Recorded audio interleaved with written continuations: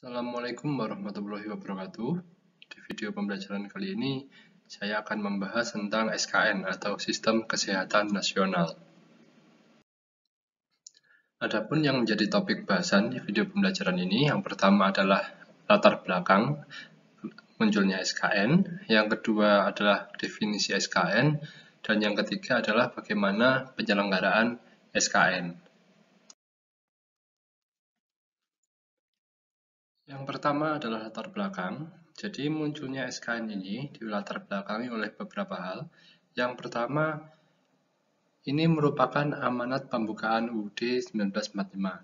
Seperti yang kita tahu, di pembukaan UUD 1945 itu dinyatakan bahwa melindungi segenap bangsa Indonesia dan seluruh tumpah darah Indonesia, maka pembangunan kesehatan diarahkan untuk meningkatkan kesadaran, kemauan, dan kemampuan hidup sehat bagi setiap orang, agar peningkatan derajat kesehatan masyarakat yang setinggi-tingginya dapat terwujud. Yang kedua, pembangunan kesehatan yang dilaksanakan dalam beberapa tahun terakhir masih menghadapi berbagai masalah yang belum sepenuhnya dapat diatasi. Untuk itu, diperlukan pemantapan dan percepatan melalui SKN sebagai bentuk dan cara penyelenggaraan pembangunan kesehatan yang disertai berbagai terobosan penting seperti pengembangan desa siaga dan juga Jamkesmas. Yang ketiga, sebagai upaya percepatan pembangunan kesehatan Indonesia. SKN ini pada hakikatnya merupakan bentuk dan cara penyelenggaraan pembangunan kesehatan agar dapat mengantisipasi berbagai tantangan perubahan pembangunan kesehatan saat ini maupun di masa yang akan datang. Dalam mengantisipasi ini perlu mengacu terutama pada arah, dasar, dan strategi pembangunan kesehatan yang ditetapkan dalam Undang-Undang Nomor 17 Tahun 2007 tentang RPJPN atau Rencana Pembangunan Jangka Panjang Nasional tahun 2005-2025 dan Rencana Pembangunan Jangka Panjang Bidang Kesehatan atau RPJPK tahun 2005 sampai tahun 2025. Selanjutnya adalah definisi SKN. SKN ini didefinisikan sebagai suatu bentuk dan cara penyelenggaraan kesehatan yang diselenggarakan oleh semua komponen bangsa Indonesia secara terpadu dan saling mendukung guna menjamin tercapainya derajat kesehatan masyarakat yang setinggi-tingginya. Jadi ada yang bisa kita highlight ya, oleh semua komponen bangsa. Artinya tidak hanya menjadi tanggung jawab pemerintah, tapi juga menjadi tanggung jawab swasta maupun masyarakat seluruhnya. Sehingga tujuan dari SKN ini adalah tercapainya pembangunan kesehatan di Indonesia. Apa itu pembangunan kesehatan? Pembangunan kesehatan merupakan suatu upaya yang dilaksanakan oleh semua orang atau semua komponen bangsa yang bertujuan untuk meningkatkan kesadaran, kemauan, dan kemampuan hidup sehat bagi setiap orang, agar peningkatan derajat kesehatan masyarakat yang setinggi-tingginya dapat terwujud. Dan pembangunan kesehatan ini diselenggarakan berdasarkan pada kemanusiaan, pemberdayaan, kemandirian, adil dan merata, serta pengutamaan dan manfaat. Selanjutnya adalah landasan SKN. Ada 3 landasan yang mendasari pelaksanaan SKN ini. Yang pertama adalah landasan ideal, yang kedua adalah landasan konstitusional, dan yang ketiga adalah landasan operasional. Landasan idealnya yaitu adalah Pancasila, sedangkan landasan konstitusionalnya yaitu UUD 1945, dan yang ketiga adalah landasan operasionalnya. Ini meliputi seluruh ketentuan peraturan perundangan yang berkaitan dengan penyelenggaraan SKN dan pembangunan kesehatan. Beberapa peraturan perundangan tersebut terdapat dalam lampiran 1 dari RPJPK atau Rencana Pembangunan Jangka Panjang Bidang Kesehatan tahun 2005 sampai tahun 2025. Selanjutnya adalah tentang penyelenggaraan SKN. Jadi dalam menyelenggarakan SKN ini terdiri dari beberapa subsistemnya. Yang pertama adalah subsistem upaya kesehatan, yang kedua adalah subsistem pembiayaan kesehatan, Yang ketiga adalah subsistem SDMK-nya atau sumber daya manusia kesehatan. Yang keempat adalah subsistem sediaan farmasi, alkes dan makanan. Yang kelima adalah subsistem manajemen dan informasi kesehatan. Dan yang keenam adalah subsistem pemberdayaan masyarakat. Jadi, kerangka SKN ini terdiri dari 6 subsistem ini yang saling berhubungan dan berkesinambungan. Subsistem SKN yang pertama adalah upaya kesehatan. Untuk dapat mencapai derajat kesehatan masyarakat yang setinggi-tingginya, perlu diselenggarakan berbagai upaya kesehatan dengan menghimpun seluruh potensi bangsa Indonesia. Artinya, tidak hanya melibatkan pemerintah saja, tapi juga pihak swasta maupun masyarakat. Upaya kesehatan diselenggarakan dengan upaya peningkatan, pencegahan, pengobatan, dan pemulihan. Inilah yang biasa kita kenal dengan upaya preventif, promotif, kuratif, dan rehabilitatif. Kalau kita berbicara tentang upaya kesehatan, maka terdapat dua jenis ya, UKM dan UKP. UKM itu adalah upaya kesehatan masyarakat, dan UKP adalah upaya kesehatan perorangan. UKM atau upaya kesehatan masyarakat itu adalah setiap kegiatan untuk memelihara dan meningkatkan kesehatan serta mencegah dan menanggulangi timbulnya masalah kesehatan yang sasarannya adalah keluarga, kelompok, dan masyarakat. Contohnya misalnya pelayanan promkes atau promosi kesehatan, kemudian kesehatan lingkungan, pelayanan gizi, pelayanan kesehatan ibu dan anak, pelayanan KB, dan sebagainya. Artinya upaya-upaya tersebut ditujukan untuk mencegah terjadinya penyakit atau sebelum terjadinya penyakit. Yang kedua ada UKP atau upaya kesehatan perorangan. Ini adalah suatu kegiatan atau serangkaian kegiatan pelayanan kesehatan yang ditujukan untuk peningkatan, pencegahan, penyembuhan penyakit, pengurangan penderitaan akibat penyakit, dan memulihkan kesehatan perorangan. Jadi UKP ini diarahkan atau istilahnya ditujukan untuk orang yang sudah sakit. Misalnya adalah pelayanan rawat jalan, rawat inap, gawat darurat, terus kemudian ada home care dan sebagainya. Itu adalah pelayanan UKP atau upaya kesehatan perorangan. Selanjutnya adalah subsistem pembiayaan kesehatan. Yang pertama, pembiayaan kesehatan ini bersumber dari pemerintah daerah, swasta, organisasi masyarakat, dan masyarakat. Jadi kalau kita lihat dari poin pertama ini, bahwa sumber pembiayaan ini tidak hanya pemerintah, artinya kewajiban menyelenggarakan kesehatan atau menyelenggarakan pelayanan kesehatan ini bukan menjadi tanggung jawab pemerintah saja, tapi juga bisa melibatkan swasta maupun masyarakat juga. Makanya tidak jarang atau terdapat juga rumah sakit swasta. Kemudian pembiayaan pelayanan kesehatan masyarakat ini merupakan public good yang menjadi tanggung jawab pemerintah.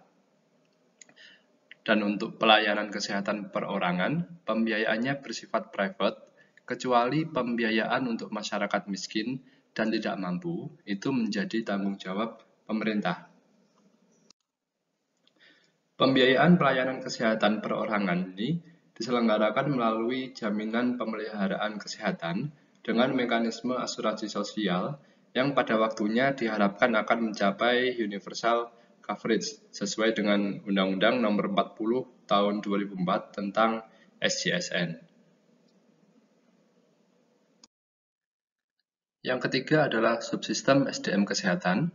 Sebagai pelaksana upaya kesehatan, diperlukan SDM kesehatan yang mencukupi, baik dalam jumlahnya, jenis dan kualitasnya, serta terdistribusi secara adil dan merata sesuai tuntutan kebutuhan pembangunan kesehatan. Oleh karena itu, SKN juga memberikan fokus penting pada pengembangan dan pemberdayaan SDM kesehatan guna menjamin ketersediaan dan pendistribusian SDM kesehatan. Pengembangan dan pemberdayaan SDM kesehatan ini meliputi diantaranya yang pertama, perencanaan kebutuhan SDM yang diperlukan. Kemudian yang kedua, pengadaan yang meliputi pendidikan tenaga kesehatan dan pelatihan SDM kesehatan. Yang ketiga adalah pendayagunaan SDM kesehatan, termasuk peningkatan kesejahteraannya. Dan yang terakhir, yang keempat, pembinaan serta pengawasan SDM kesehatan. Selanjutnya adalah subsistem sediaan farmasi, alat kesehatan, dan makanan. Subsistem ini meliputi berbagai kegiatan untuk menjamin yang pertama aspek keamanan, khasiat atau kemanfaatan, dan mutu sediaan farmasi, alat kesehatan, dan makanan yang beredar. Yang kedua, ketersediaan, pemerataan, dan keterjangkauan obat, terutama obat esensial. Yang nomor tiga, perlindungan masyarakat dari penggunaan yang salah dan penyalahgunaan obat. Yang keempat, penggunaan obat yang rasional. Dan yang kelima adalah upaya kemandirian di bidang kefarmasian melalui pemanfaatan sumber daya dalam negeri. Selanjutnya adalah subsistem MIK atau subsistem manajemen dan informasi kesehatan. Ini merupakan suatu bentuk dan cara penyelenggaraan yang menghimpun berbagai upaya kebijakan kesehatan, administrasi kesehatan, pengaturan hukum kesehatan, pengelolaan data dan informasi kesehatan yang mendukung subsistem lainnya dari SKN untuk menjamin tercapainya derajat kesehatan masyarakat yang setinggi-tingginya. Itu merupakan definisi subsistem MIK. Kalau kita perhatikan dari slide ini, terdapat beberapa unsur-unsur subsistem MIK. Yang pertama adalah kebijakan kesehatan, yang kedua adalah administrasi kesehatan, yang ketiga adalah hukum kesehatan, yang keempat adalah informasi kesehatan, dan yang kelima adalah sumber daya manajemen kesehatan dan informasi kesehatan. Selanjutnya akan kita coba bahas satu persatu dari kelima unsur tersebut. Yang pertama adalah unsur kebijakan kesehatan.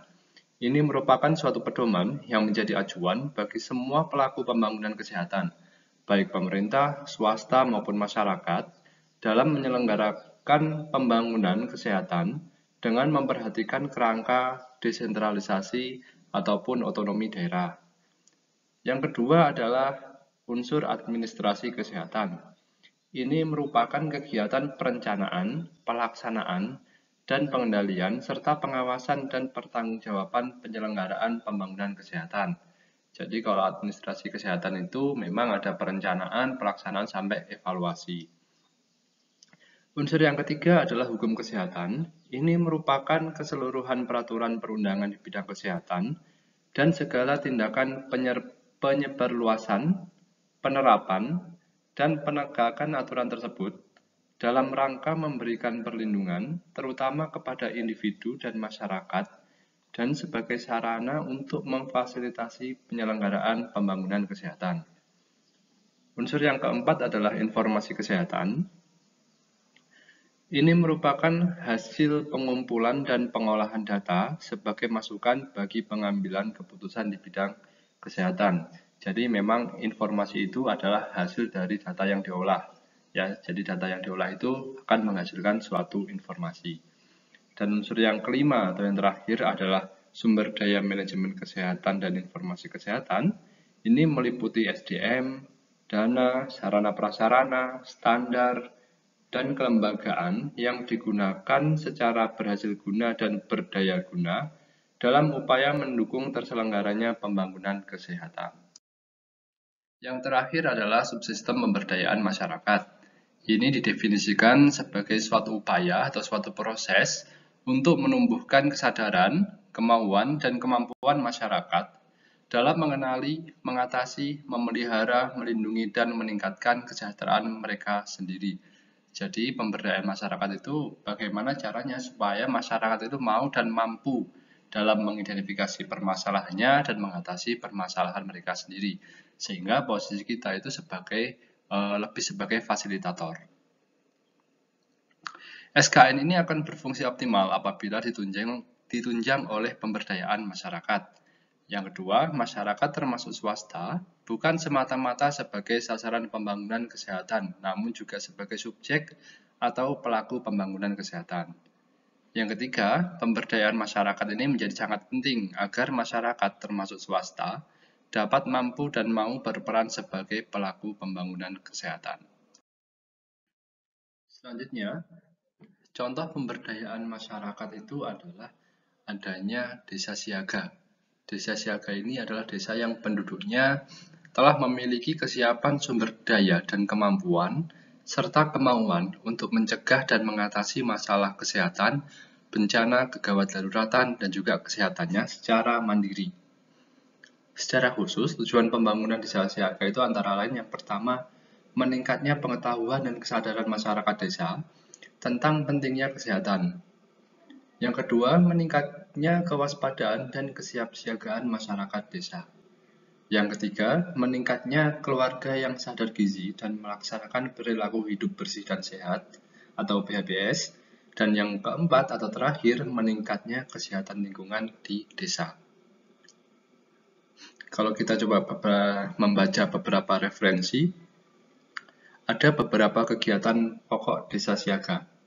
Yang pertama adalah surveillance dan pemetaan, yang kedua adalah perencanaan partisipatif, yang ketiga adalah mobilisasi sumber daya masyarakat, kemudian ada juga kegiatan khusus desa siaga, kemudian yang kelima adalah monitoring kinerja, dan yang keenam adalah manajemen keuangan.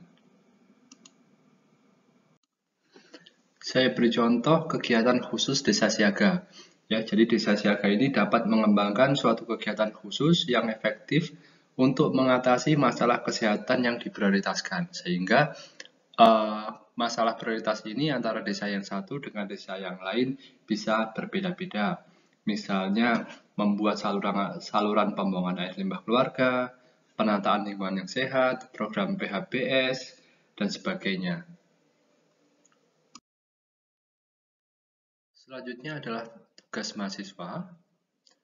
Setelah mempelajari dan memahami isi video pembelajaran ini, saya ingin Anda yang pertama menjelaskan bagaimana implementasi SKN sampai saat ini. Yang kedua, jelaskan apa saja hambatan yang dialami dalam implementasi SKN ini. Dan yang ketiga, berikan solusi untuk mengatasi hambatan atau permasalahan tersebut. Ini adalah tugas individu. Untuk teknis pengumpulannya, silakan dibaca di deskripsi. Kurang lebih itu adalah isi video pembelajaran kali ini. Semoga bermanfaat. Assalamualaikum warahmatullahi wabarakatuh.